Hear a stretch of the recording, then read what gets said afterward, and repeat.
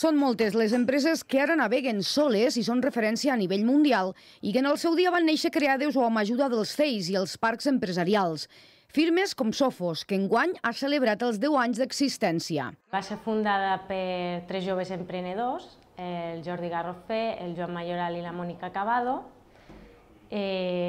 L'objectiu va ser promoure i construir instal·lacions d'energies renovables i d'alta eficiència energètica. Una empresa que treballa en grans mercats i que és coneguda arreu del món. En aquests anys d'història, el seu creixement ha estat molt gran. Bé, des de la nostra creació, Sofos ha realitzat unes 300 instal·lacions d'energia solar fotovoltaica i això suposa una potència acumulada de més de 30 megawatts. I actualment estem treballant no només a Espanya, sinó també a altres països com República Dominicana, Mèxic, Jamaica, Puerto Rico, Colòmbia i Salvador. I als inicis, sentir-se acompanyats els va ser molt útil. El Parc de Gardeny va suposar un lloc de treball per començar amb un cost reduït, donat que oferia gran quantitat de serveis, com per exemple tema centraleta, tema internet, tema sala de conferències. Això per una empresa jove que acabava de començar donava molt recolzament. A la vegada va suposar una bona carta de presentació per als nostres clients perquè denotava que érem una empresa jove, innovadora i que estàvem en un espai de treball destinat al futur. Una altra empresa que ha crescut és Imartec. Al seu dia van ser pioners i ara n'estan recollint els fruits. Gràcies al CEI nosaltres vam poder comptar amb ajudes com servei d'assessorament personalitats, facilitats, sinergies amb altres empreses i a partir d'aquí una mica ens va ajudar a aquest creixement. Potser una mica també gràcies a ells vam agafar aquest tret de sortida. En el seu cas, la seva expansió s'ha desenvolupat cap a Portugal i al nord d'Europa gràcies sobretot al Bionbox, un sistema portàtil de biomassa. Bé, actualment estem implantats a la zona de Portugal, al nord d'Espanya, i també al nord d'Europa.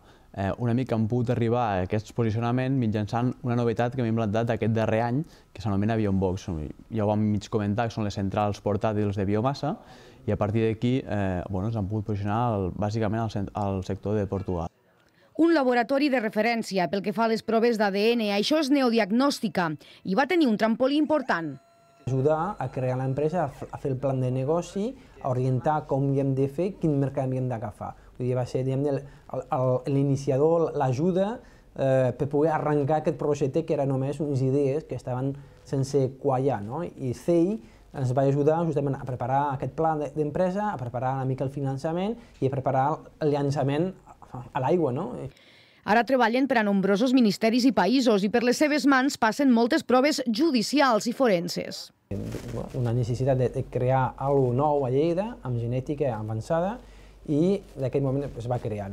Llavors ha anat avançant, s'ha anat especialitzant, es va crear en primer moment per poder fer anàlisis de malalties genètiques i avui dia hem derivat directament completament a lo que és la part forense, és a dir, actualment som un laboratori de referència amb proves d'ADN forenses i toxicologia. I un altre exemple d'empresa totalment consolidada és Accept Biotech.